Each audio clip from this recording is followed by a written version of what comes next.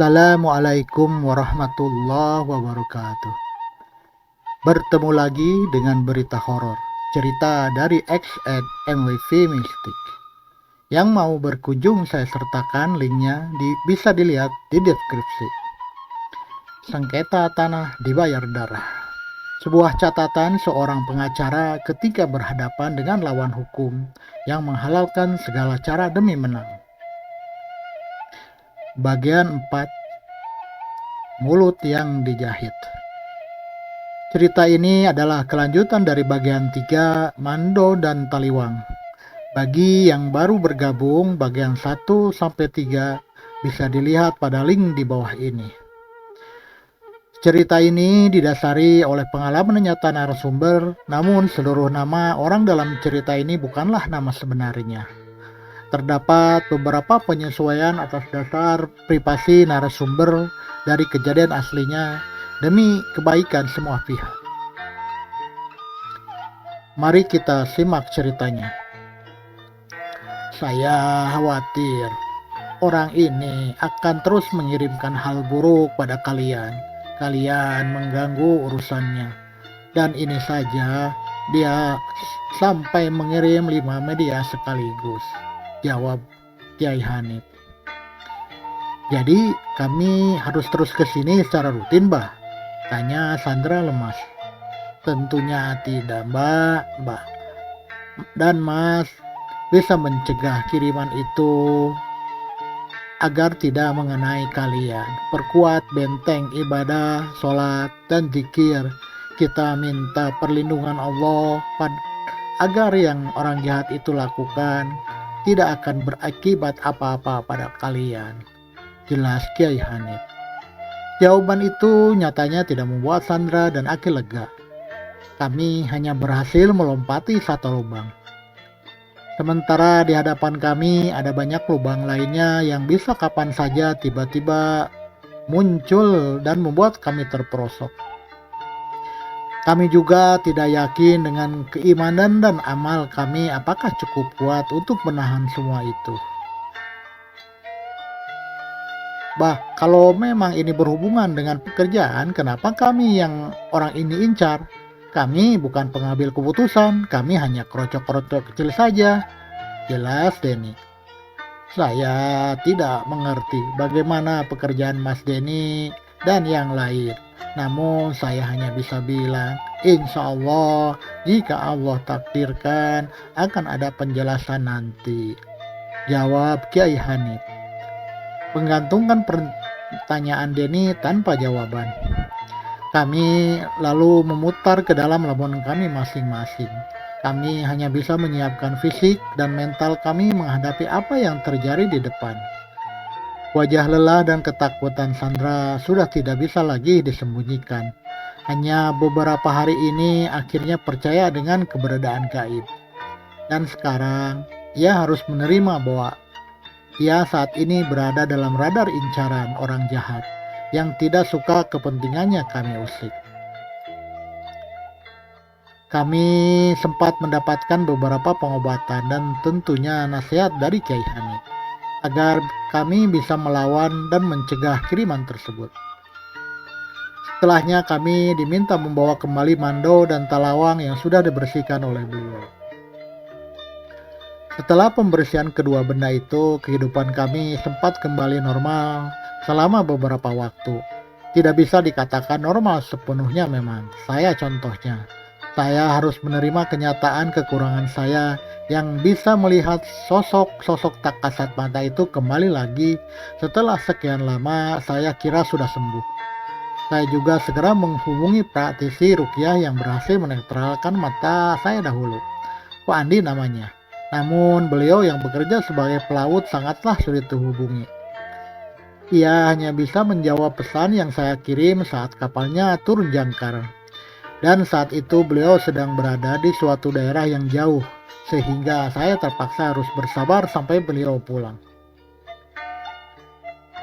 Untuk kasus Bu Yati masih terus bergulir dan memasuki masa krusial, yaitu acara pembuktian. Ini adalah bagian perang yang sebenarnya dalam persidangan.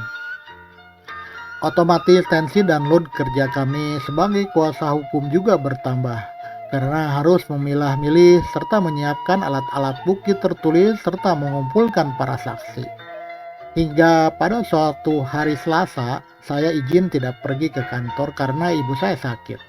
Untungnya kantor kami selalu memberi keleluasaan untuk mengambil izin mendadak jika berhubungan dengan keluarga inti seperti ini. Sakit ibu saat itu cukup parah, sampai kami harus membawanya ke rumah sakit untuk pengobatan. Namun saat berada di rumah sakit, Denny tiba-tiba menelepon saya. "Halo Pak,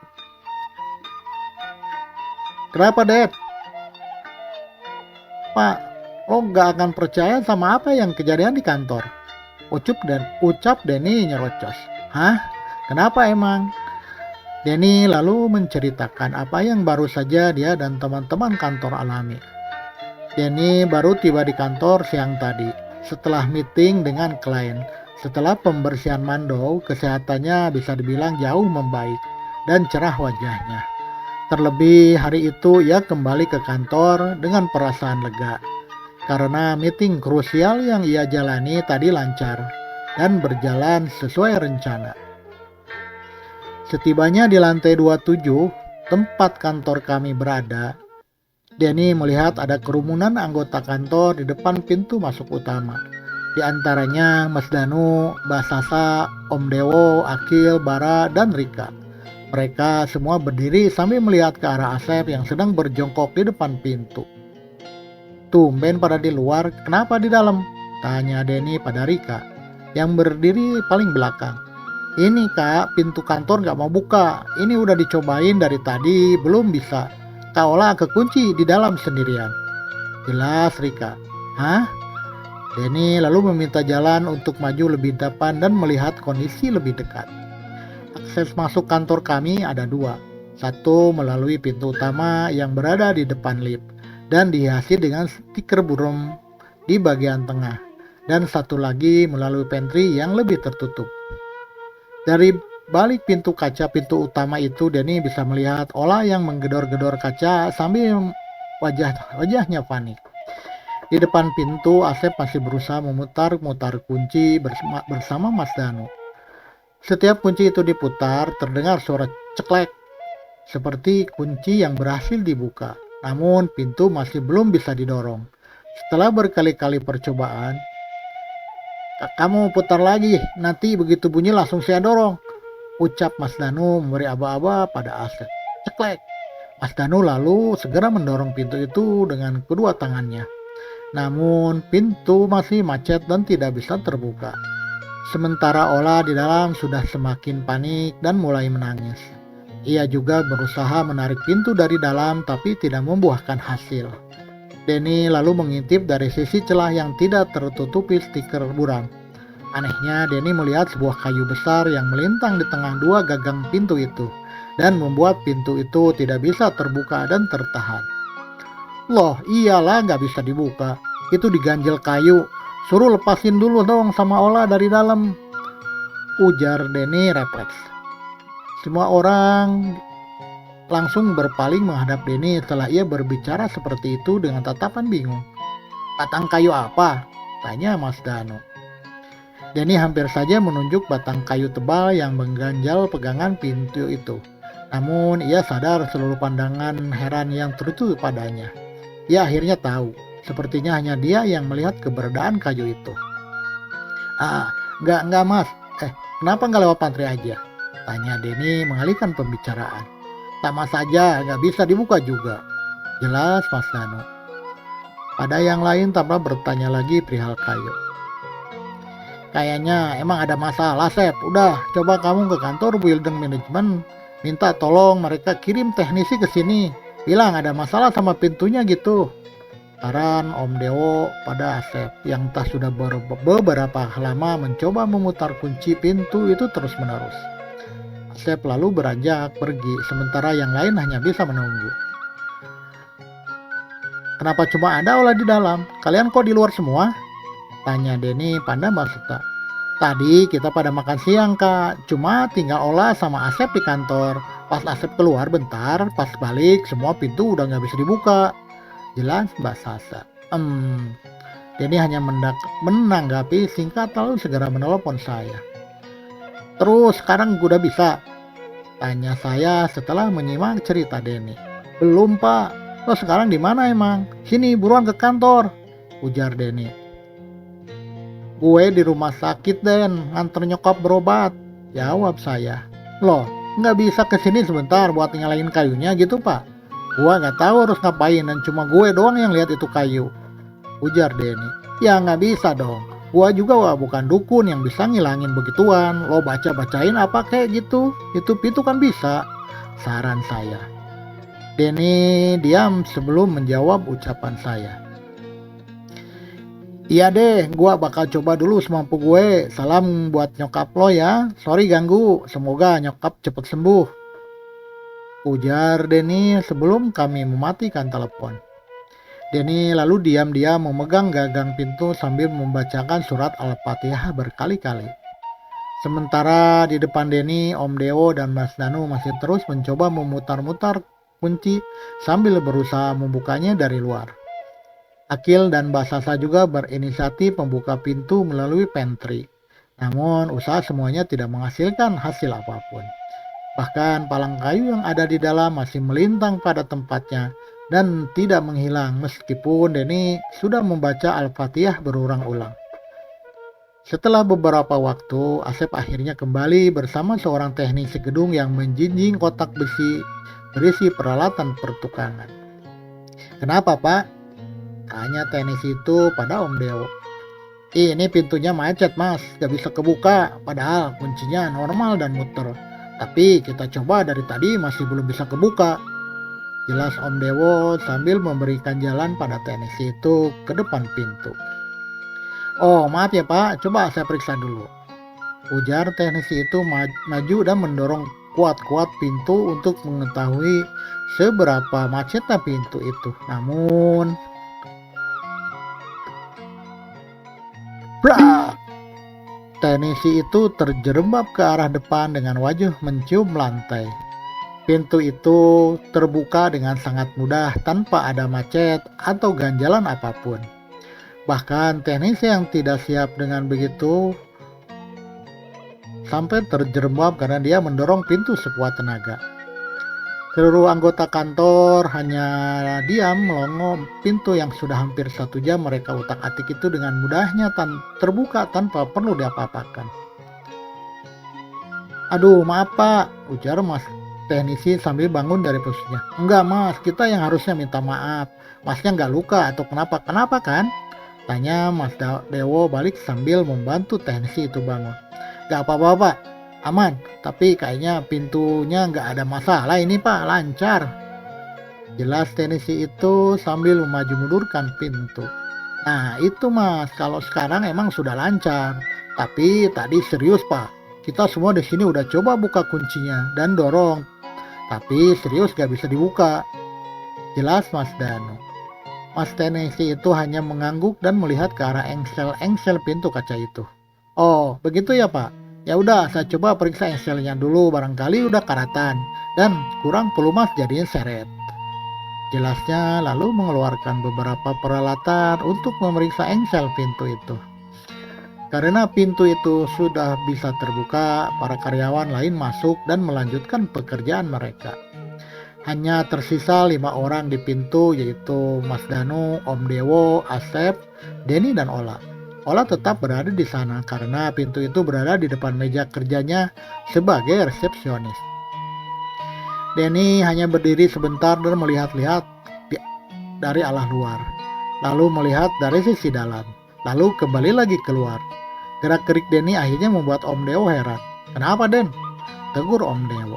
Nyari kayu om, ujar Denny masih celingak-celinguk. Kayu? Tanya Om Dewo tidak apa. Iya om, tadi tuh ada kayu segede ini malang di pintu. Makanya gak bisa kebuka karena keganjel. Tapi sekarang gak tahu ada di mana, jelas Denny sambil mempergarakan ukuran kayu yang ia lihat dengan gestur tangannya. Om Dewo hanya diam sambil memandang ke Mas Danu yang juga menatap Denny dengan heran. Kayaknya kamu udah butuh piknik deh, Den. Dari tadi ngomongin kayu mulu. Gak ada kayu dari tadi. Ini pintu susah kebuka gara-gara engselnya macet, bantah Mas Danu. Denny hanya mengangguk pelan sambil undur ke pantry. Denny malas untuk berdebat dengan seorang Mas Danu yang selalu kami sebut versi cowoknya dari Sandra dalam hal gaib-gaiban. Seseorang yang sangat berpikir logis dan selalu tidak tertarik membahas hal-hal yang berhubungan dengan mistis. Kami semua yang sudah mengalami gangguan di kantor ini memang tidak pernah memberitahukan apa yang terjadi pada para partner. Alasan pertama tentu saja karena akan sangat sulit membuat ketiganya percaya. Dan alasan kedua tentu saja Sandra yang terus-menerus mencegah kami bercerita. Yang ada kalian pada diketawain sama mereka. Iya sih, gue juga dulu ngetawain kalian. Tapi sekarang gue gak mau jadi bahan ketawaan mereka, kata Sandra yang masih berusaha menjaga reputasinya sebagai orang logis. Karena kami malas menebat Sandra, kami memutuskan untuk menyimpan ini masing-masing saja. Toh setelah pembersihan Mando, keadaan sudah kembali membaik dan gangguan juga mereda. Lagi pula hanya kami yang mendapat serangan, tidak kepada para partner. Jadi menurut hemat kami menjalankan hal seaneh itu pada mereka. Namun ternyata kami terlalu cepat mengatakan semuanya sudah selesai. Seperti kata Kiai Hanif, masih ada kemungkinan kiriman susulan muncul. Dan ternyata insiden pintu yang dihalangi oleh kayu adalah permulaan penyebar teror ke orang-orang lain di kantor ini. Beberapa hari setelah kejadian pintu macet, kembali terjadi kehebohan di kantor. Hari itu secara kebetulan seluruh anggota kantor standby di kantor sejak pagi. Semua sibuk di meja masing-masing menyelesaikan pekerjaan-pekerjaan yang sudah mendekati deadline. Ada 2 buah perkara sidang yang mepet dan sama-sama sedang dalam tahap pembuktian dan menguras tenaga. Suara keyboard, mesin fotokopi dan printer bersahut-sahutan tanpa ada satupun yang mengobrol. Semua orang fokus pada pekerjaannya. Hingga tiba-tiba ketenangan itu pecah karena suara teriakan Mas Danu dari ujung ruangan. "Pak Cikur!" teriaknya sambil berdiri di depan ruang dokumen. Kami tersentak berhenti bekerja dan melihat ke arah beliau yang saat itu sudah menghadap kami semua dengan tangan di pinggang dan wajah marah. "Woi, ini siapa yang terakhir masuk ke ruang dokumen, hah?" katanya sambil menunjuk ke arah dalam. Kami tidak menjawab. Kami berjalan mendekati Mas Danu dan melongok ke dalam ruangan dokumen. Dan saat itu kami terkejut dengan keadaan di dalam. Semua filing holder yang semula tersusun rapi di rak dan kami susun berdasarkan nomor urut perkara saat ini sudah berantakan di lantai. "Kerjaan siapa ini? Ngaku gak?" encam Mas Danu. Wajahnya masih merah padam. Nada bicaranya meninggi, namun sudah begitu kami tidak ada yang maju untuk mengaku. Kami bahkan saling menjelaskan apa kegiatan kami selama 2 hari ke belakang. Tidak ada satupun dari kami yang mengakses ruangan itu kecuali Akil, dan itu pun ia masuk berdua dengan Mas Danu. Karena tidak mendapatkan pelakunya, Mas Danu yang kesal langsung meminta Om Dewo untuk memeriksa CCTV. CCTV hanya ada 1 di ruang depan ruangan ini, tapi tidak ada di dalam ruangan. Setidaknya dengan melihat CCTV, Mas Danu bisa diketahui siapa yang terakhir masuk ke ruangan.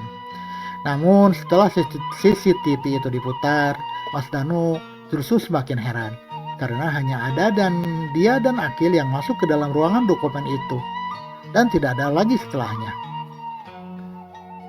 Karena kemarin Mas Danu sama Akil selesai, kondisinya ruangan sebelum ditinggal gimana, Mas? Tanya saya.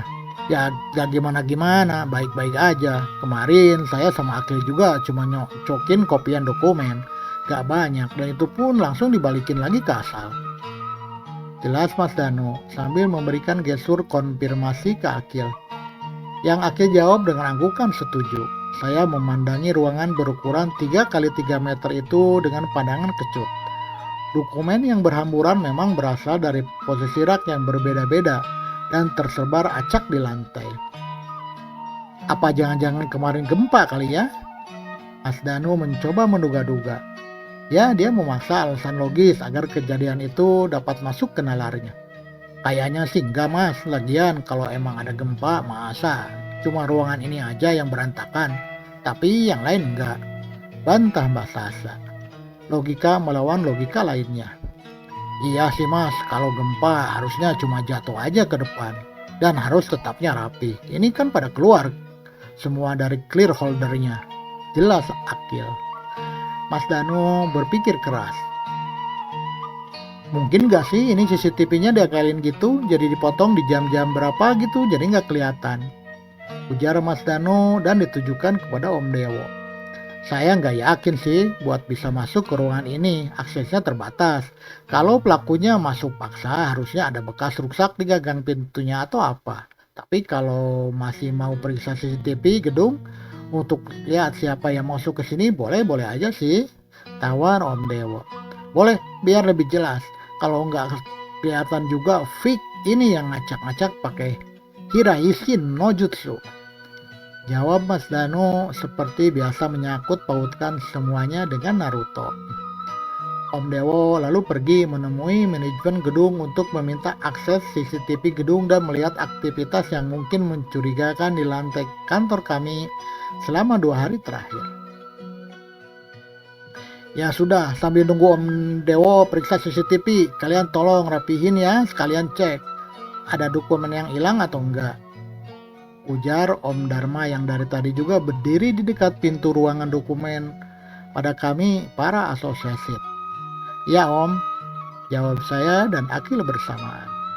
Namun Sandra dan Denny tidak menjawabnya. Keduanya hanya mematung di belakang kami dengan tatapan kosong ke arah ruang dokumen.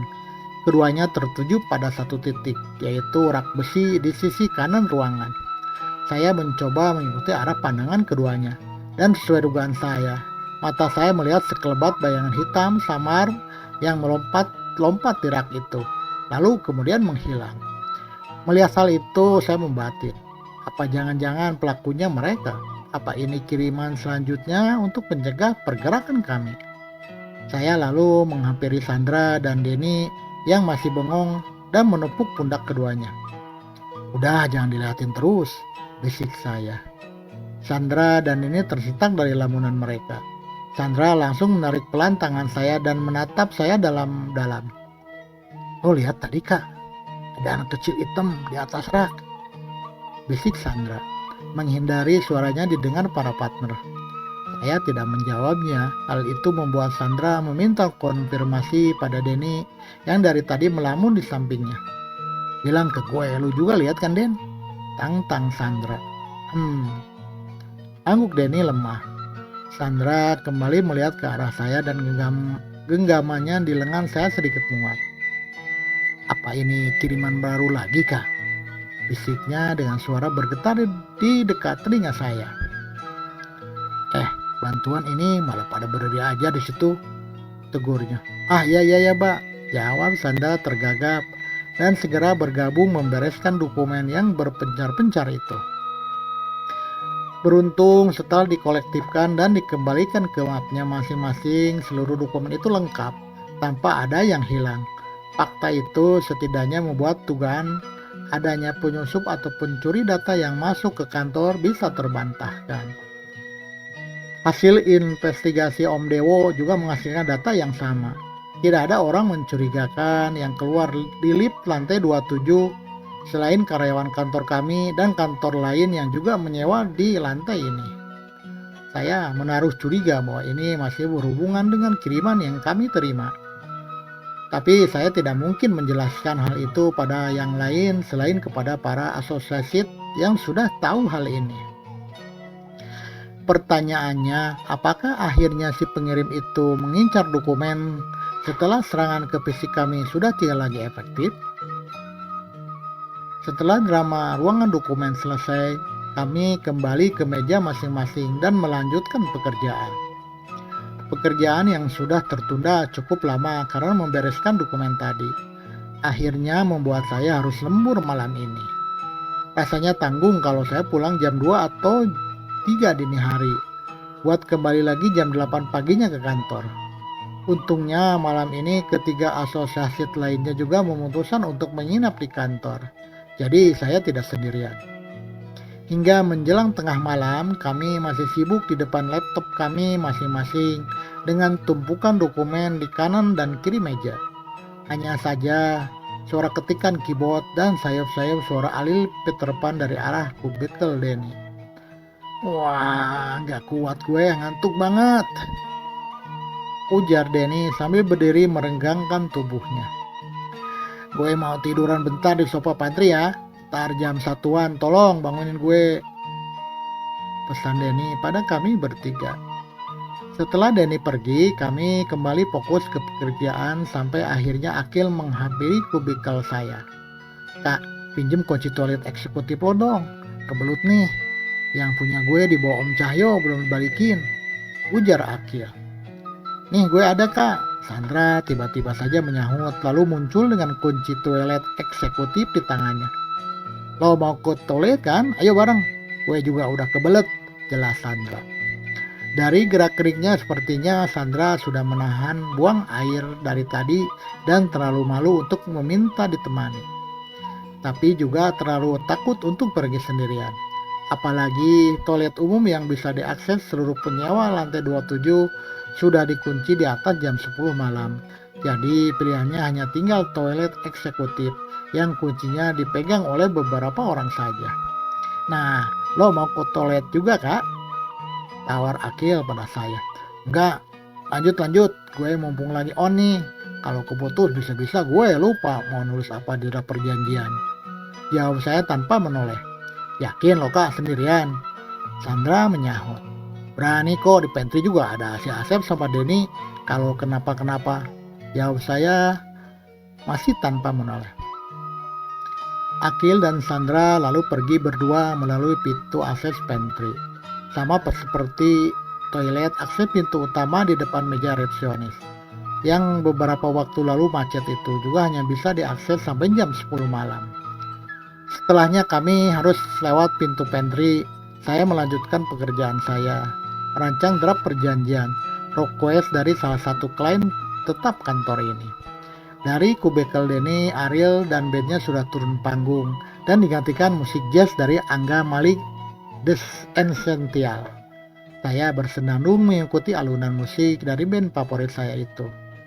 Selain untuk merelaksasikan sedikit pikiran, dengan bersenandung itu saya juga mencoba mengusir kantuk yang perlahan datang. Namun saat masih bersenandung tiba-tiba saja musik dari kubikel Denny berhenti. Saat itu saya tidak berpikiran aneh-aneh.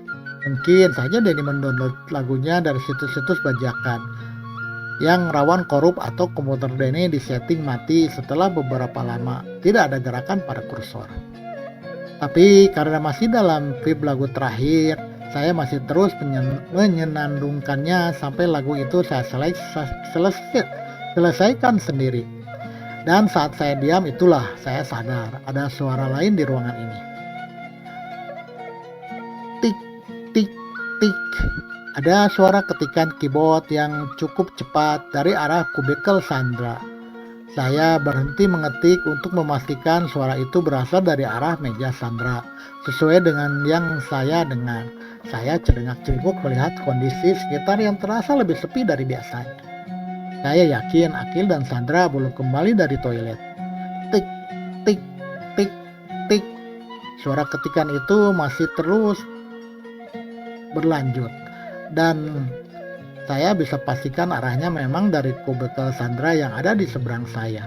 Saat saya itu dilanda dilema. Saya berhenti melakukan kegiatan untuk berpikir apa yang harus saya lakukan. Di satu sisi saya penasaran untuk melihat apa sumber suara itu sebenarnya. Namun saya khawatir jika saya ditampakkan yang enggak-enggak. Nantinya pekerjaan saya akan kacau dan ritme kerja saya langsung buyar.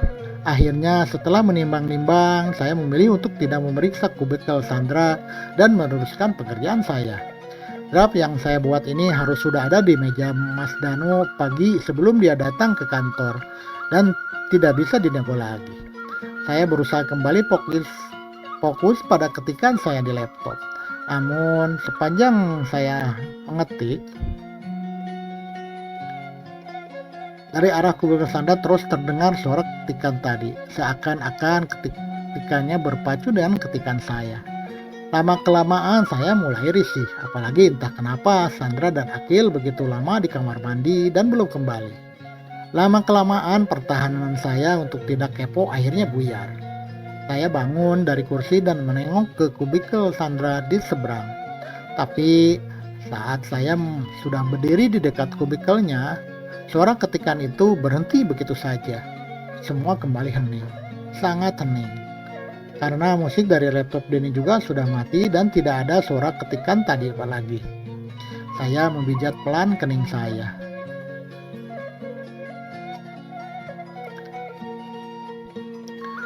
Jangan malam ini dong, please, kerjaan gue banyak. Batin saya dalam hati yang udah capek banget diganggu seperti ini. Namun baru saja akan memulai pekerjaan, dari arah ruang resepsionis terdengar suara langkah seseorang masuk. Tap, tap, tap, suara itu terdengar jelas karena dari semua permukaan lantai kantor kami, hanya lantai di depan meja resepsionis yang berupa parket dari lantai kayu yang berbunyi jika ada yang melangkah. Di atasnya terutama jika orang itu pakai sepatu model pantofel. Tap, tap, tap. Suara langkah itu masih terdengar dan sedikit bergema ke arah meja saya. Suaranya seperti seseorang yang berjalan berputar-putar di depan meja resepsionis. Saya menghentikan pekerjaan saya dan melirik ke arah meja resepsionis. Memang saat itu semua lampu selain area kerja sudah dimatikan Asep. Jadi di meja resepsionis hanya ada tersisa sedikit penerangan dari arah area kerja kami. Setidaknya jika ada seseorang di sana, bayangannya masih bisa terlihat. Apalagi dari suara langkahnya. Saya menebak posisinya tidak jauh dari ambang lorong pemisah ruangan kerja dengan meja resepsionis. Tap, tap, tap, tap. Suara itu masih di sana, berputar-putar atau melompat-lompat di atas lantai kayu. Langkahnya terdengar cepat dan ringan. Saya bisa membayangkan, jika memang itu orang, postur tubuhnya pasti kecil untuk bisa menimbulkan suara langkah dengan ritme seperti itu. Saya akhirnya bangkit untuk memeriksa. Yang saya khawatirkan sebenarnya adalah orang jahat atau maling yang mungkin sedang mencoba masuk ke kantor kami. Saya memelankan langkah saya ketika mendekat ke arah pintu penghubung ruangan resepsionis dan ruang kerja. Begitu sampai di abang pintu, saya segera menekan saklar lampu dan melihat ke meja resepsionis. Ruangan yang tadi gelap itu seketika terang dan lampu kuning yang menenangkan. Namun saat itu saya tercengang dengan apa yang ada di hadapan saya. Meja resepsionis dan meja tunggu tamu sudah dalam kondisi berantakan. Majalah-majalah berserakan di lantai. Peralatan tulis olah sudah jatuh dan bertebaran di mejanya. Bahkan catokan rambut olah yang ada di laci sudah berada di sudut ruangan. Saya ternganga selama beberapa detik sebelum akhirnya berteriak memanggil Asep. Sep, buruan kesini, teriak saya yang cukup untuk membuat semua orang di pantry tunggang langgang menghampiri saya. Tidak hanya Asep yang datang, tapi juga Sandra dan Akil yang sepertinya baru kembali atau istirahat di pantry dari tadi. Hanya Denny yang sepertinya masih kelelahan dan tidak terbangun sama teriakan saya. Kenapa Mbak? Ada apa? Asep yang datang dengan berlari segera menghampiri saya. Tanpa perlu saya jawab, Asep langsung menoleh ke ruangan resepsionis dan matanya melontot karena terkejut dengan keadaan ruang resepsionis yang sudah porak-poranda. Ini kenapa Mbak? Tanya Asep lagi. Tadi gue dengar suara langkah dari sini, tapi pas gue samperin dan nyalain lampu, keadaan udah begini. Jawab saya. Jangan-jangan ini sama kayak ruang dokumen tadi siang, Kak. Sandra langsung menyimpulkan.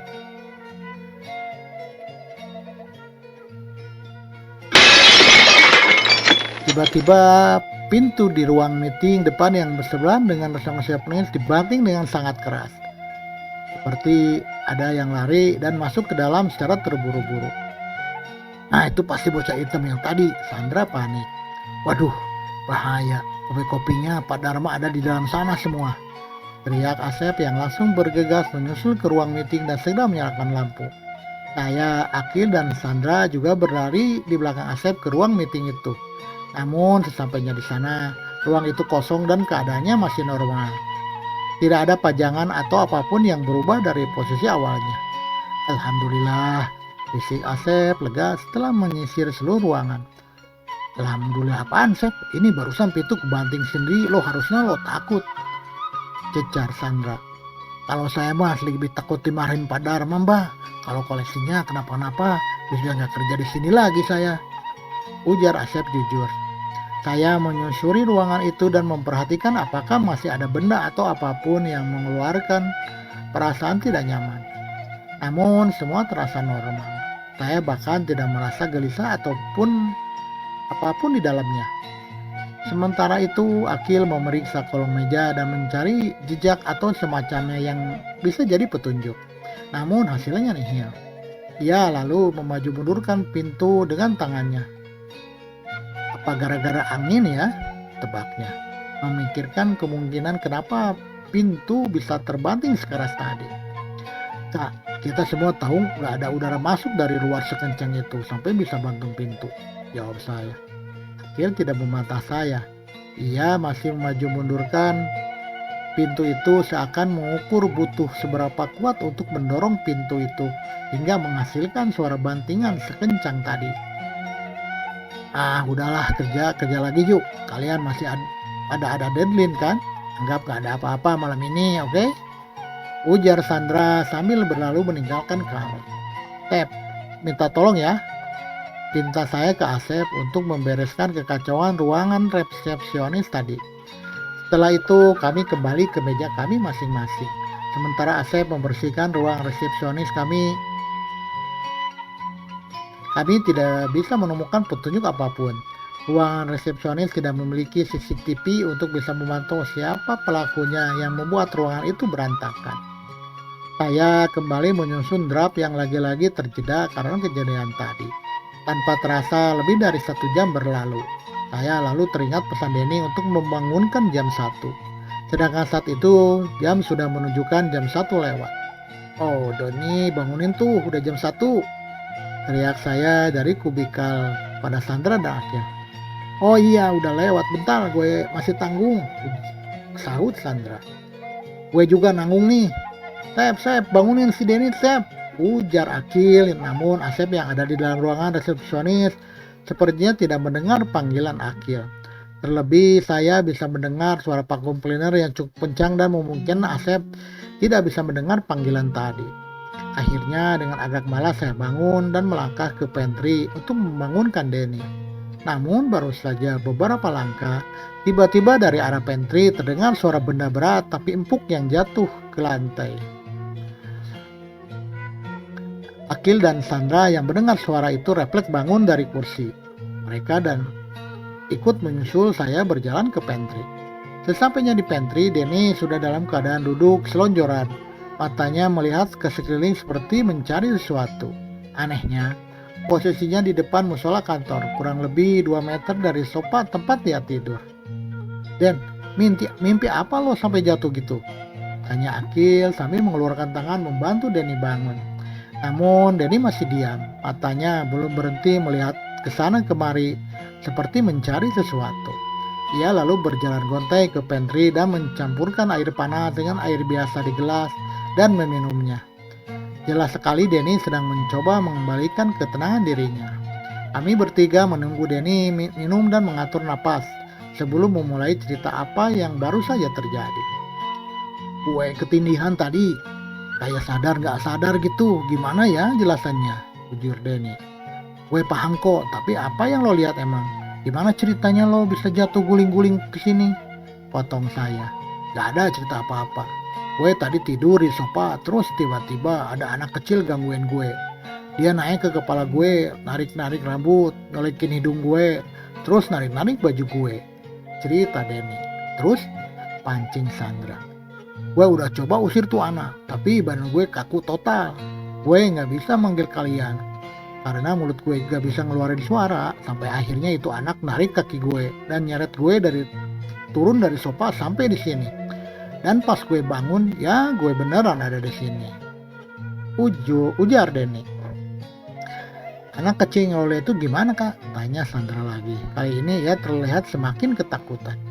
Anak kecil hitam total badannya dan cuma pakai daleman, rambutnya panjang gimbal. Nah itu kan, itu sama banget sama gue yang lihat tadi pagi di ruang dokumen kak. Ini semua kelakuan setan yang sama. Sandra seketika heboh. Sejak ia memutuskan untuk percaya dengan hal-hal gaib, Sandra benar-benar berubah. Sekarang Sandra gampang parno dan selalu menyangkut pautkan hal-hal aneh yang terjadi dengan hal mistis dan menghubungkannya sebagian bagian dari kiriman untuk kami.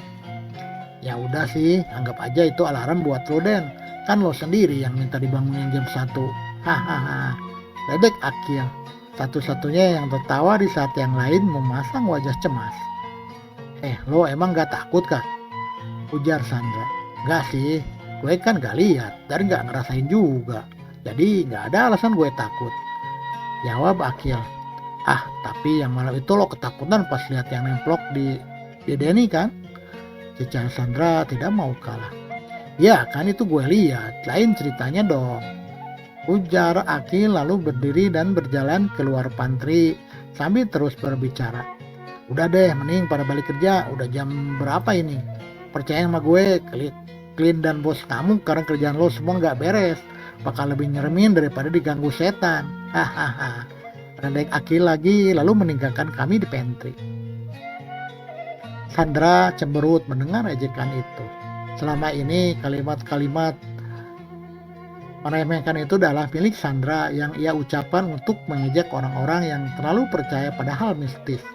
Namun siapa sangka sekarang dialah si orang yang percaya mistis dan menyangkut pautkan semua hal mistis itu sendiri.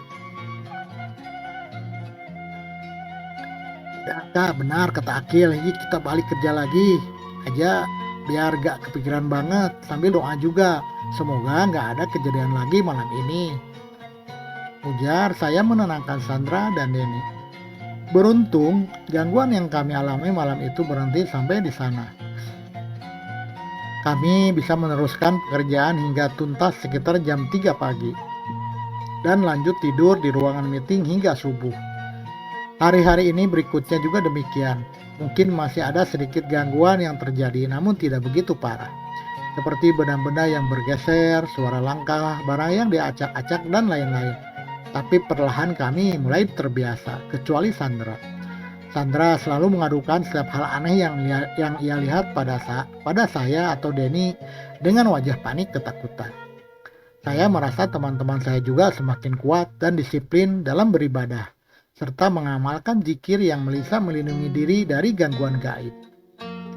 Atas alasan itu, sepertinya gangguan yang kami terima berkurang, baik efek maupun intensitasnya jumlahnya.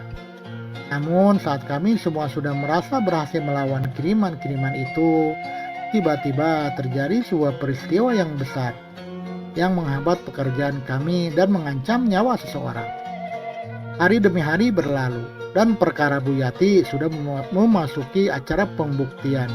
Kami selaku kuasa hukum sudah berkoordinasi dengan Bu Yati dan Bu Nena mengenai alat-alat bukti yang akan kami gunakan sebagai penguat serta saksi-saksi pendukung. Pada saat meeting, kami dipertemukan dengan seseorang yang menurut Bu Yati adalah orang yang paling cocok dijadikan saksi pada persidangan. Ini kerabat jauh saya di kampung dulu saat merantau. Dia sempat numpang tinggal di rumah saya itu sampai akhirnya menikah dan keluar dari rumah.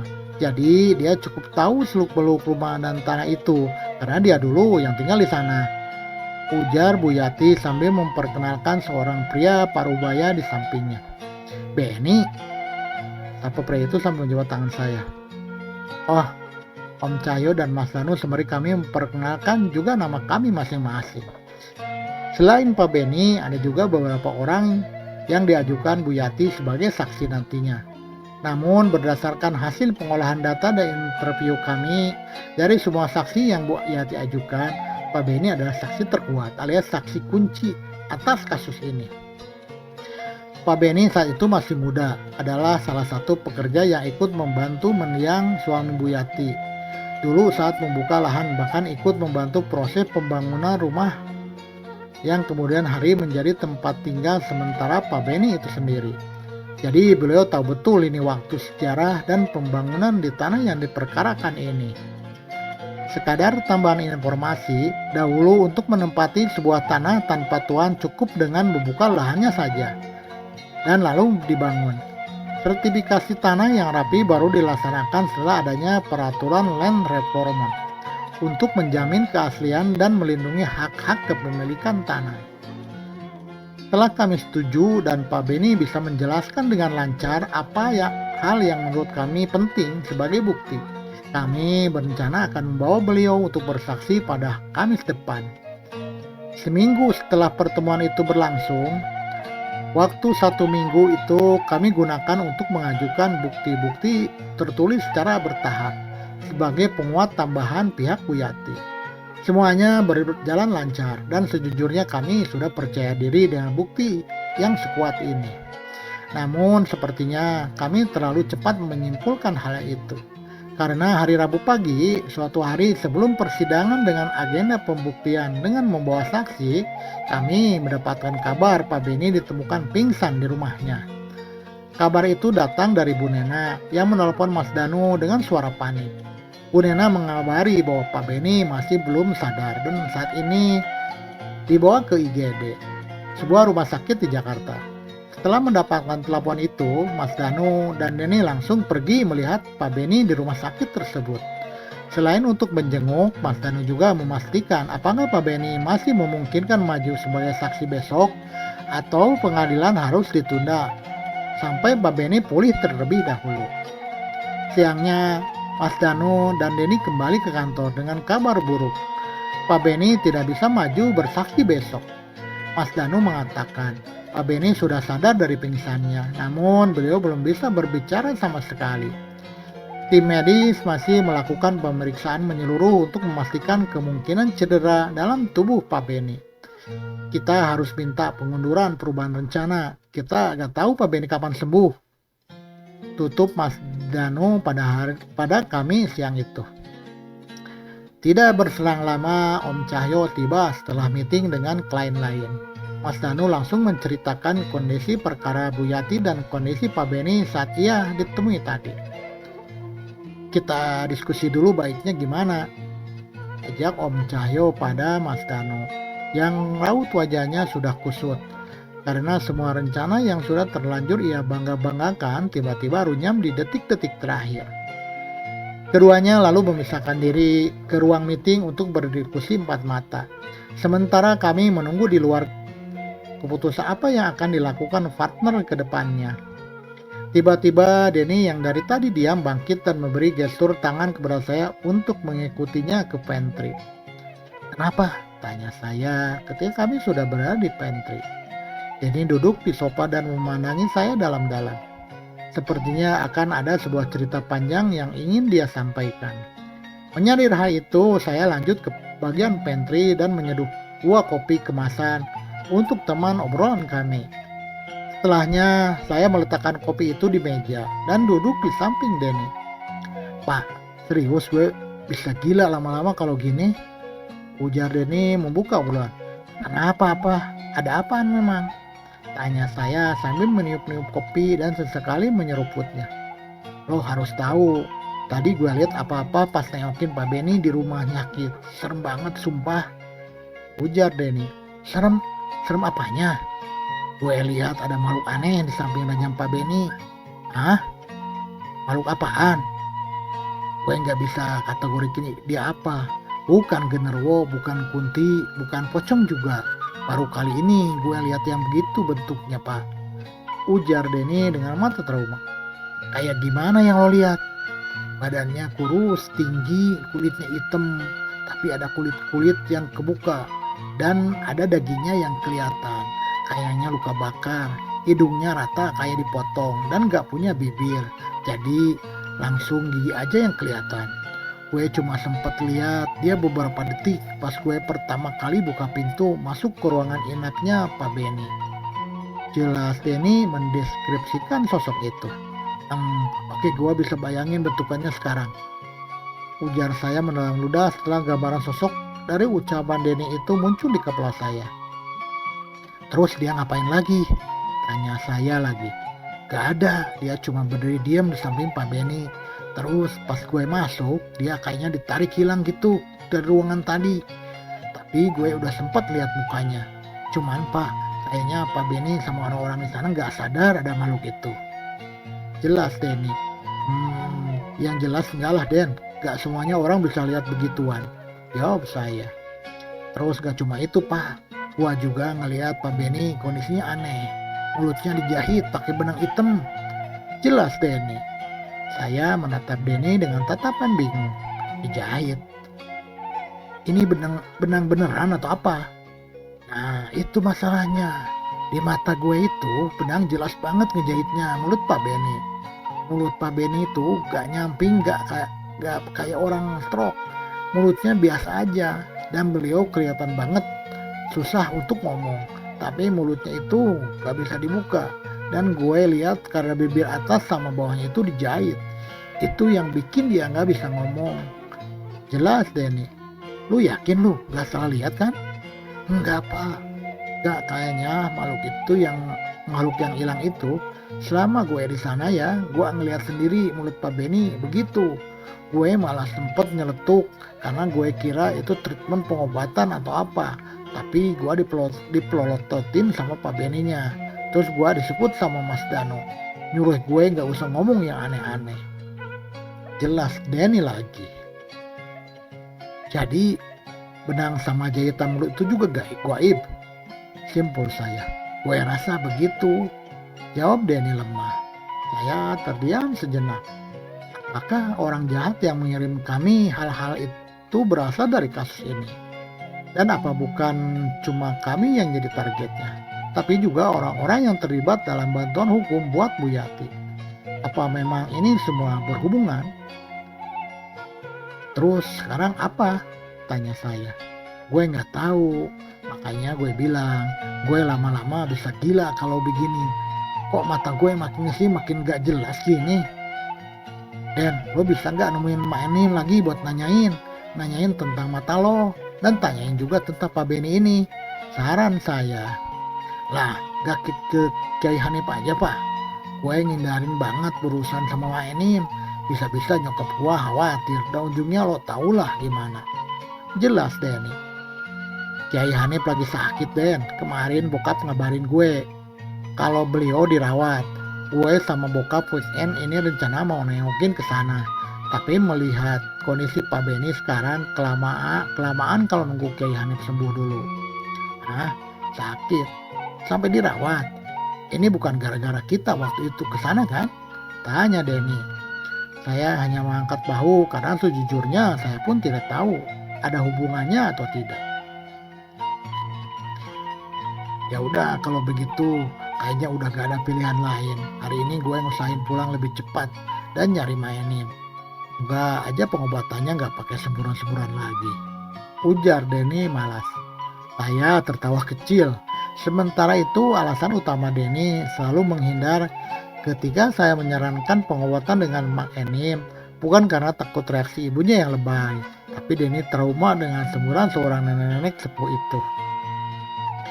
Ngapain nunggu balik dulu? Telepon aja nyokap lo sekarang. Tanyain Mak Enim ada atau enggak.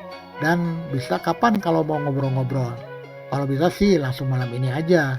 Biar sekalian gue ikut. Udah kangen kan lo disebut si Mak. Ledek saya. Dengan berdengus kesal, Denny mengeluarkan HP-nya. Dan menjauh untuk menelepon ibunya. Denny meminta tolong Mbak Far di rumah untuk menghubungi Mak Enim dan menanyakan kesediaannya ke rumah malam ini karena ada hal penting yang ingin ia tanyakan. Setelahnya telepon itu ia matikan. 30 menit kemudian Tante Laras menelepon balik dan memberitahu bahwa Mak Nim bersedia. Ada nih Mak Nimnya, habis Isa dia ke rumah, ujar Denny. Saya mengangguk. Masih ada cukup waktu menyelesaikan sisa kerjaan sebelum kami izin pulang lebih cepat dari jadwal. Kami tiba di rumah Denny ketika adzan Isya berkumandang. Mak Nim ternyata sudah ada di dalam rumah dan sedang mengurut Tante Laras di kamarnya. Sambil menunggu Mak Nim selesai, saya dan Denny dan ayah Denny berkumpul di ruang televisi sambil menonton dan menyantap snack. Setengah jam kemudian, Tante Laras dan Mak Nim baru keluar dari kamar. Aroma minyak urut begitu kuat tercium dari keduanya. Beliau langsung duduk di karpet bawah dan membuat kami yang semua duduk di sofa refleks turun untuk menghormati beliau. Mak Nim diam memandangi Denny. Begitupun Denny yang salah tingkah ditatap Mak Nim selama itu tanpa mengatakan apapun. Kenapa Mak? Ganteng ya? Ledek Denny. Jadi tong, baru ganteng gua, lihat-lihat lo malah tambah suram. Ujar Mak Nim. Suram gimana? Tapi bentar. Jangan main sembur aja nih Mak. Ini Denny beneran bukan setan. Cegah Denny sebelum mimpi buruknya itu turun. Inget aja lo ya. Jangan-jangan sebelum gua sembur lo udah sadar waktu itu. Gak Mak, belum sadar. Sadarnya pas bau jengkolnya nempel semalaman. Padahal kagak ada yang masak jengkol di sini. Ujur Denny memelas. Benar-benar lo ya. Ini lo surem gara-gara kagak jalanin apa yang gue suruh nih. Jelas Pak ini. Lah, emang suruh apaan? Perasaan kagak ada yang dikasih apa-apa. Bantah Denny gelagapan. Lo untung ya ada orang tua lo di mari. Kalau kagak udah gua keplak pala lo. Kan udah gua kata lo benerin sholat lo tong. Rajinin jangan bolong-bolong. Percuma aja lo mau dikasih apa juga. Kalau yang di tiangnya kagak kuat. Ya lo bakal kena-kena juga. Cecar Mak Nim yang lebih terdengar seperti membentak-bentak Denny. Sibuk Mak, elak Denny. Mak Nim berdecak mendengar jawaban ngeles Denny. Sementara bapak dan ibu Denny menggeleng-gelengkan kepala mendengar kelakuan anak semata wayang mereka. Sibuk mulu. Kalau ibadah lo entar-entarin, alo ngabulin doa lo juga dientar-entarin tong. Kecam Mak Nim. Denny hanya terkekeh malu aibnya dibongkar Mak Nim di hadapan kami semua. Nah, udah, apalagi? Tanya Mak Nim. Wajah Denny yang awalnya menahan malu seketika kembali cerah ketika Mak Eni menyelesaikan roastingan padanya. Ia segera menceritakan kejadian yang terjadi pada Pak Benny yang tiba-tiba pingsan. Sosok yang ia lihat berdiri di samping Pak Benny saat di rumah sakit dan jahitan benang hitam yang mengunci mulut Pak Benny. Mak Nim hanya mengangguk-angguk mendengar cerita itu. Mak jangan angguk-angguk aja dong, protes Denny setelah ceritanya selesai. Dan Mak Nim tidak mengatakan apapun. Loh, emang lo nunggu gua jawab apaan? Lo aja kagak nanya. Lah ya itu juga, jadi itu tuh ada hubungan gak sih Mak sama kejadian saya kemarin maksudnya? Apa kasus ini yang bikin saya sama yang lain dapat kiriman? Bisa jadi bukan, gak tahu gua. Gua bukan dukun. Jawab Mak Nim. Ya kalau bukan dukun emang apaan Mak? Cecar Denny lagi. Mak cuma tukang urut, kebetulan aja bisa ngobatin orang kesurupan. Kebetulan aja itu mah, beda sama dukun. Jelas Mak Nim. Jelas Mak dah. Jadi kita harus gimana nih Mak? Si Pak Benny ini kunci kasusnya. Dan kalau nggak sembuh-sembuh bisa bahaya. Ya udah, ambilin Mak air. Denny kembali dengan sebuah baskom berisi air dan memberikannya pada Mak Nim. Mak Nim lalu membaca-baca sesuatu di bibir baskom itu selama beberapa saat sebelum menyerahkan lagi kepada Denny. Nih, coba lo usapin ke muka si Benny itu. Kalau dia sadar, kasih minum ini juga pakai air ini dikit. Suruh dia sholat juga. Ingat, lo pindahin dulu nih air ke botol. Tapi ya, jangan bawa sama baskomnya. sama baskom-baskomnya di bawah, ujar Mak Eni. Denny menerima sebaskom air itu lalu bertanya, ini diusapinya pakai tangan apa disembur, Mak? Iya, jangan disembur lah, toh digamparin orang lotor. Lah, saya kok dulu disembur, Mak? Habis yang masuk ke lo ngeselin, lagian biar keren aja gitu, kayak di film-film. Hahaha. Jawab Mak Nim dengan senyum sumringah yang dibalas Denny dengan tatapan kesal tapi juga pasrah. Setelah tidak lagi pertanyaan, Mak Nim izin pamit pulang. Dan tak lama saya pun melakukan hal yang sama. Kira-kira sekitar jam 10 malam, saya berangkat dari rumah Denny menggunakan mobil saya. Malam itu saya tidak melalui jalan yang biasa saya lewati. Kebetulan ruas jalan utama yang mengarah ke rumah saya ditutup untuk perbaikan. Akibatnya saya harus melalui jalan alternatif yang sedikit memutar. Jujur saya jarang sekali melalui jalan ini karena memang jalannya cenderung kecil, sepi dan masih banyak ilalang di kiri dan kanan jalan. Saya dulu hanya pernah melewatinya jika jalan utama macet. Dan itu pun terjadi saat siang atau sore hari, tidak selarut ini. Saya mengendari mobil dengan santai sambil memutar lagu dan bernyanyi untuk membuat suasana tidak terlalu sunyi dan mengusir kantuk. Perlahan jalanan yang saya lalui semakin gelap dan jumlah mobil yang melalui jalur ini sangat sedikit. Jalan yang awalnya cukup ramai perlahan semakin sepi hingga akhirnya saya seperti sendirian di jalur ini karena tidak ada lagi mobil di depan maupun di belakang saya. Hanya sesekali motor yang menyalip dari kanan atau datang dari arah depan. Lampu-lampu di jalan yang semula terang benderang dengan jarak berdekatan perlahan menjadi berjauhan. Bahkan pada beberapa titik penerangan hanya berasal dari lampu mobil saya. Setiap memasuki ruas jalan yang gelap total, saya menambah kecepatan laju mobil karena perasaan tidak nyaman. Bukan karena hantu atau semacamnya, tapi saya lebih khawatir jika tiba-tiba saja begal muncul dari balik semak dan menghadang mobil saya. Apalagi menurut beberapa rumor jalur ini rawan untuk dilalui malam hari. Hingga akhirnya dari kejauhan saya melihat sebuah struktur jembatan yang terbentang di atas sungai yang cukup lebar. Saya ingat, setelah melalui jembatan ini, saya akan melalui jalanan dengan rumput ilalang tinggi dan petak-petak kosong dengan pepohonan yang rindang, sejauh beberapa meter sebelum kembali bertemu pemukiman penduduk dan jalur jalan yang lebih besar. Akhirnya saya tiba di jembatan besar itu, dan benar saja, di sisi lain jembatan benar-benar gelap tanpa ada penerangan sama sekali. Jalurnya begitu berbelok-belok dan terkadang mendaki dan menurun. Di sisi kanan jalan adalah aliran sungai, sedangkan di sisi kiri adalah daerah penambangan pasir. Jangan kira sepanjang jalan saya tidak melihat mereka. Mereka tetap ada, terutama saat di jembatan tadi dan beberapa sisi jalan. Wujudnya tidak jauh dari perempuan berambut panjang yang berdiri diam di pinggir jalan dalam keadaan gelap, atau beberapa di antaranya berdiri menghadap arah datangnya mobil dengan wajah hancur. Tapi selama mereka tidak menyeberang dan bukan bega, saya merasa itu bukanlah gangguan yang berarti.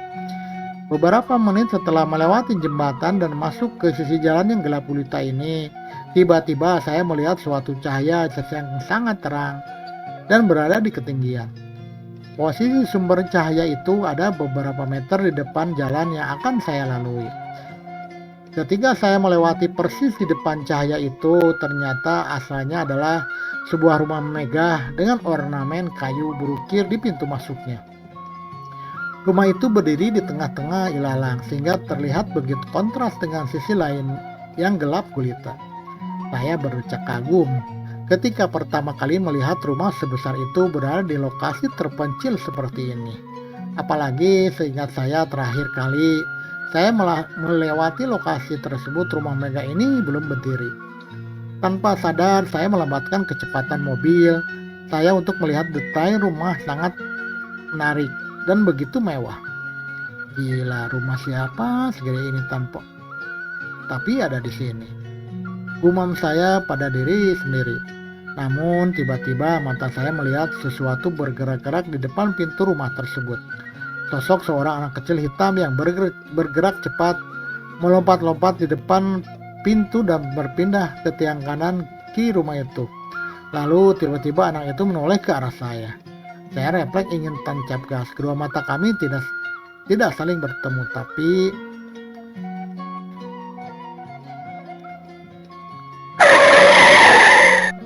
sebuah klakson panjang dan lampu dim dari truk pengangkut pasir dari arah depan membuat saya tersentak dan menginjak rem mendadak. Beruntung kami berdua sama-sama berhenti. Dan saat itu saya baru sadar, entah sejak kapan ternyata mobil saya sudah berada di jalur kanan, jalur yang melawan arah. Jika sopir truk tadi tidak membunyikan klakson dan menembak saya dengan lampu dimnya, mungkin kami berdua akan saling bertabrakan. Atau saya banting setir ke sisi lebih kanan lagi, hingga jatuh ke jurang yang melereng langsung ke sungai. Saya dengan buru-buru mengembalikan posisi mobil saya ke jalur yang benar dan tidak lupa memberi isyarat terima kasih dengan klakson dan isyarat lampu. Sisa sepanjang jalan malam itu saya tidak lagi mendengarkan musik. Saya sudah sama sekali tidak mengantuk. Saya isi waktu saya dengan berdoa dan membaca surah-surah pendek yang saya hafal. Jantung saya masih berdebar karena baru saja saya selamat dari sebuah kecelakaan fatal. Alhamdulillah, tidak ada kejadian aneh lagi setelahnya, dan saya tiba di rumah dalam keadaan selamat. Begitu sampai di rumah, saya langsung membuka pagar dan masuk karena semua anggota keluarga saya memegang kunci duplikat. Hal ini karena saya biasa pulang dalam waktu yang tidak pasti, sehingga daripada membangunkan papa hanya untuk membukakan pintu, saya memilih memegang kunci untuk saya sendiri. Assalamualaikum, bisik saya sambil melangkah masuk ke dalam tanpa mengharapkan jawaban karena biasanya papa dan ibu sudah tidur. Setelah saya meletakkan sepatu dan berjalan ke kamar, ternyata di depan kamar ada papa yang sedang berdiri. Namun ekspresi papa terlihat aneh. Beliau seperti kebingungan melihat kemunculan saya. "Hah, dari mana?" tanya papa. Dari kantor, Pak," jawab saya sejujurnya, bingung dengan pertanyaan beliau. Tanpa mengatakan apapun lagi, papa langsung membuka pintu kamar saya. Tepat setelah pintu itu terbuka seluruhnya, papa tiba-tiba menarik napas panjang dan beristighfar. "Kenapa, Pak? Kamu baru pulang?" tanya papa balik. "Iya, Pak," jawab saya. "Kalau kamu baru pulang, terus yang tadi siapa?" Ujur papa lemas. "Maksudnya, Pak? Tadi kamu udah pulang, Pak. Papa yang bukain pintunya," ujar papa. Papa lalu bercerita tentang kejadian yang baru terjadi beberapa saat lalu. Sekitar 10 menit sebelum saya tiba di rumah, ada saya yang lain yang sudah lebih dahulu pulang. Saya mengetuk pintu dan meminta untuk dibukakan pintu. Papa yang akhirnya membukakan pintu untuk saya yang itu. Pak saya sempat heran karena saya tidak membuka pintu sendiri dengan kunci yang saya punya. Selain itu, mobil saya pun juga tidak terlihat ada di parkiran. Papa sempat menanyai kenapa saya tidak membawa mobil, dan saya menjawab bahwa sedang tidak enak badan sehingga mobil ditinggal di kantor, dan saya memilih naik taksi. Menurut Papa juga saya tidak banyak bicara, dan Papa mengira itu adalah karena saya yang tidak enak badan. Papa lalu menyuruh saya untuk segera istirahat dan tidur di dalam kamar. Papa bahkan mengantarkan saya yang itu sampai masuk ke kamar dan menutup pintu sebelum akhirnya saya yang asli datang. Saya mendengar cerita Papa dengan ekspresi tidak percaya. Namun tatapan Papa menunjukkan bahwa beliau sama sekali tidak bercanda. Seketika saya terpikirkan dengan apa saja yang saya alami di jalan tadi. Saya baru saja hampir berhadapan dengan maut, dan keberadaan saya di rumah hampir digantikan dengan sosok yang meniru saya. Jika seandainya tadi saya mengalami hal yang lebih buruk, mungkin butuh lama hingga keluarga saya mencari saya, karena mereka mengira saya sudah pulang. "Pak, tadi Pak, udah sekarang kamu bersih-bersih dan ganti baju. Malam ini jangan tidur sendirian dulu. Tidur sama ibu dan papa di kamar," potong papa. Saya pun hanya mengangguk paham tanpa membantah atau melanjutkan cerita yang tadinya mau saya bagikan ke papa. Saya segera ke kamar mandi, mengganti baju, dan tidur di kamar orang tua saya malam itu. Beruntung hingga paginya tidak ada hal-hal aneh yang terjadi. Keesok paginya saya berangkat cukup cepat dari biasanya karena harus menjemput Denny dan langsung menuju PT UN. Bagaimanapun sidang perkara Bu Yati tetap berlangsung tanpa mendengarkan persaksian dari Pak Benny yang masih terbaring di rumah sakit. Walaupun jalan utama tidak ditutup seperti tadi malam, saya iseng melalui jalan itu lagi pagi ini. Tujuannya apalagi kalau bukan melihat kondisi di sana saat siang hari dan mengamati lagi keberadaan rumah besar terang yang tadi malam saya lalui. Namun setelah melewati spot-spot yang saya ingat dan memperkirakan posisi seharusnya rumah besar yang lampunya sangat terang tadi malam, saya tidak mendapati bangunan apapun dari kejauhan. Sepanjang mata memandang hanya ada ilalang, dan dari kejauhan juga tidak ada bangunan tinggi seperti semalam. Hingga saat saya tiba di lokasi persis rumah mewah besar itu, yang saya dapati justru kawasan pemakaman. Selesai sidang hari itu, saya dan Nini berniat pergi ke rumah sakit tempat Babe ini dirawat untuk menengok kondisi beliau. Bu Nena di PTUN tadi juga bercerita kepada kami terkait keadaan terbaru Pak Benny. Menurut beliau, kesehatan Pak Benny sudah berangsur membaik dan sudah sadar sepenuhnya. Hanya saja Pak Benny masih kesulitan untuk berbicara. Dari hasil pemeriksaan, menurut Bu Nena, dokter mengatakan tidak ada diagnosa masalah kesehatan yang mungkin menjadi penyebab Pak Benny menjadi demikian. Namun untuk sementara, dokter menduga hal itu karena stroke yang ringan yang terjadi pada saraf di sekitar mulut beliau. Setelah sidang, saya dan Nini pergi ke rumah sakit tersebut. Sebuah rumah sakit yang cukup tua dan ramai yang masih berada di Jakarta. Lo harus lihat nanti keadaannya, ujar Denny ketika kami masih menyusuri lorong-lorong kamar rumah sakit tersebut. Akhirnya kami tiba di ruangan tempat Pak Benny dirawat. Namun sebelum pintu dibuka, saya sudah merasakan perasaan yang tidak enak. Bulu kuduk saya terasa meremang dan seakan ada dorongan pada saya agar tidak masuk ke dalam. Ini kamarnya, lo buka deh, perintah Denny yang mundur. Selangkah dan mendorong pelan-pelan bahu saya. Loh kok gue? Kan lo laki Den, ya lo lah yang buka. Apalagi di dalam isinya kan bapak-bapak. Kalau keadaan beliau belum siap, setidaknya yang lihat sama laki-laki. Lak saya. Saya tahu Denny masih trauma dengan sosok yang ia lihat di samping Pak Benny waktu itu. Apalagi sepanjang jalan di lorong itu, Denny sesekali melihat makhluk-makhluk yang berseliweran di rumah sakit ini. Denny akhirnya kembali maju, mengetuk pintu sambil membukanya. Permisi, salam Denny sambil memasukkan kepalanya terlebih dahulu untuk memeriksa keadaan sebelum melangkah masuk ke dalam. Saya masih berdiri di luar, belum masuk meskipun Denny sudah membukakan pintu. Saya menyiapkan diri saya jika memang makhluk yang Denny ceritakan masih ada di dalam sana. Namun, ada atau tidaknya makhluk itu pun saya merasakan hawa yang berbeda dari dalam ruangan Pak Benny. Setelah menarik napas dan membulatkan mental, saya melangkah masuk ke dalam. Namun rasanya benar-benar sesak. Ruangan ini seakan-akan penuh oleh puluhan orang yang berkerumun. Padahal di dalamnya hanya ada Denny dan Pak Benny. Saya mundur 2 langkah dan kembali berada di luar ruangan untuk menarik napas. Dan udara di luar benar-benar jauh berbeda dari dalam. Bukan karena di dalam beraroma obat atau sebagainya. Sudah terbiasa mencium bau itu ketika merawat ibu dulu. Namun ini benar-benar berbeda. Di dalam, Denny melihat saya masih berdiri di luar ruangan dengan tatapan bingung.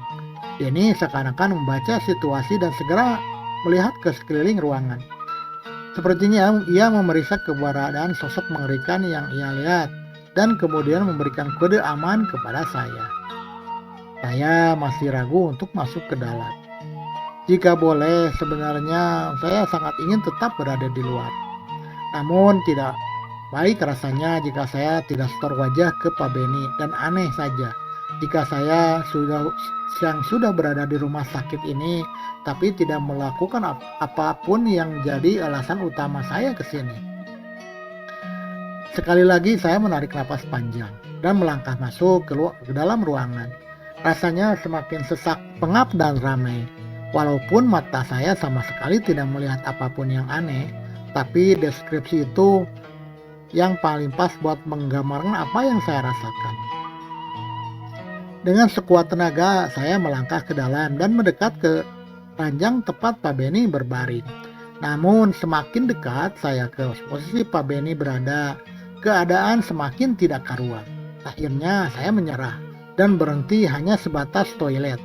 Ruangan itu tanpa bisa berada persis di samping ranjang Pak Beni. Saya bersandar di sana dan melihat Pak Beni dari kejauhan. Kamar yang ditempati Pak Beni ini diperuntukkan untuk 2 orang pasien yang disekat dengan gorden putih. Saat saya datang, kondisi gorden di sebelah sedang ditutup. Dugaan saya mungkin ada pasien di dalamnya. Sambil mencoba membiasakan diri dengan suasana tidak nyaman di dalam ruangan itu, mata saya melihat ke sekeliling, mencari keberadaan makhluk yang Denny ceritakan. Beruntung saya sama sekali tidak melihat sosok yang Denny maksud. Sepertinya Denny juga tidak melihatnya, sehingga tadi dia menyeru saya masuk karena kondisi di dalam aman menurutnya. "Sini Pak," panggil Denny menyeru saya mendekat ke sisi ranjang. "Gak usah, gua di sini aja Den," jawab saya sambil tetap bersandar di samping WC.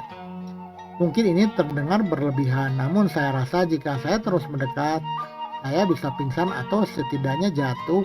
Dari posisi saya berdiri saja, napas saya sudah terasa sesak. Keringat menggantung di kening dan bawah hidung saya. Padahal keadaan kamar inap itu menggunakan pendingin ruangan. Pak Beni saat itu sedang tertidur seorang diri di ranjang. Tidak ada keluarga yang berada di samping beliau. Kemungkinan keluarganya sedang keluar untuk suatu keperluan. Karena saya melihat ada sebuah bangku dan beberapa makanan di sisi meja sebelah ranjang Pak Beni yang sepertinya digunakan oleh seseorang yang menemani beliau. "Tuh Pak, lo lihat juga kan? Perhatiin bibirnya, kayak dijahit kan?"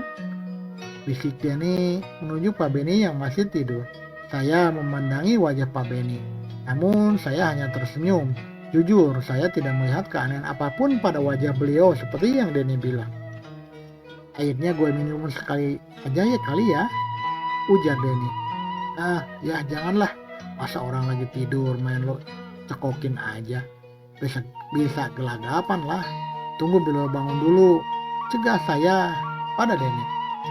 Tiba-tiba pintu ruangan itu terbuka dan masuk seorang perempuan muda sekitar 20 tahunan, rambut panjang sambil mengucapkan salam. Mas Denny, udah lama Mas?" sapa perempuan itu. "Enggak kok, baru aja," jawab Denny. Denny lalu memperkenalkan perempuan ini bernama Sekar. Sekar adalah anak kandung Pak Beni yang bertugas menemani sang ayah sejak pertama beliau masuk rumah sakit.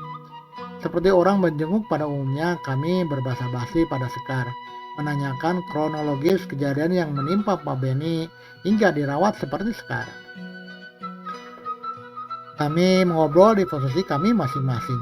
Sekar berdiri di samping ranjang Pak Beni, Denny duduk di sisi lain ranjang, dan saya masih berdiri di dekat WC. Di tengah obrolan kami, tiba-tiba saja Sekar baru sadar sesuatu. Iya, baik Pak, duduk Pak," ujarnya sambil menarik kursi plastik tempat duduk penunggu tamu dan menawarkannya pada saya. "Gak apa-apa Mbak Sekar, saya di sini saja," ucap saya. "Mbak sehat? Keringetan begitu, Mbak lagi gak enak badan?" tanya Sekar yang sepertinya membaca air muka saya yang dari tadi menahan sesak dan perasaan tidak nyaman. "Enggak kok, gak apa-apa," jawab saya menyembunyikan apa yang saya rasakan. Saya langsung mengobrol dengan Sekar yang berpindah duduk lebih dekat ke arah saya. Hal itu dimanfaatkan Denny untuk diam-diam mencoba mengusapkan air pemberian maknim ke wajah Pak Beni tanpa sepengetahuan Sekar. Namun saat Denny baru membuka resleting tasnya, tiba-tiba saja Em, em, em. Pak Beni mengeluarkan suara tanpa membuka mulutnya. Badan beliau menegang dengan keadaan lurus kaku. Matanya melotot lebar-lebar dan pandangannya tertuju ke langit-langit kamar. Pak, kenapa Pak? Sekar langsung bangkit dengan panik dan menepuk-nepuk pipi Pak Beni. Sementara itu, Denny yang belum melakukan apa-apa juga sama paniknya melihat kondisi Pak Beni yang berubah seperti itu. Dia hanya bisa bengong dan sepertinya membutuhkan waktu mencerna apa yang tiba-tiba terjadi. Mata Pak Beni tertuju pada satu titik di langit-langit seakan-akan ada sesuatu yang melihatnya dari atas sana.